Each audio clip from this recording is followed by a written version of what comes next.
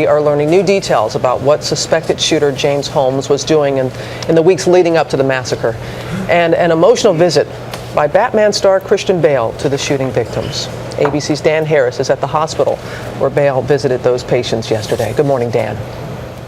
Hey, Robin, good morning to you. By all accounts, this is something that Christian Bale did entirely on his own. He was not here representing his movie studio. He did not hold a press conference. Nonetheless, he created a sensation.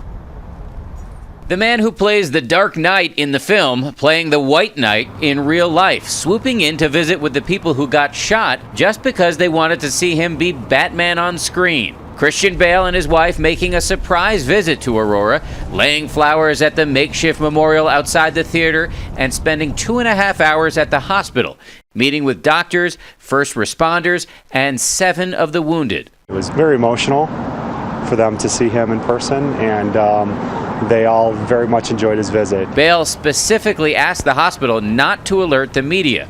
But news leaked pretty quickly on Twitter, and when patients started posting pictures online, it lit up this anguished city. Meanwhile, we're learning more this morning about the actions of the suspect James Holmes in the weeks before the massacre. ABC News has learned that on June 7th, hours after he took a key oral exam at the University of Colorado, which, according to our local station KMGH, he failed, Holmes went to a store and bought a high-powered rifle, adding it to his growing arsenal.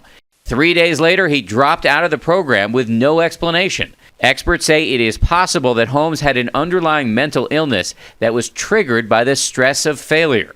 All of those things could actually make a dormant schizophrenia come out relatively quickly. Using the types of guns Holmes allegedly acquired requires training and practice, and law enforcement officials are now trying to figure out where and with whom Holmes may have learned how to use his weapons.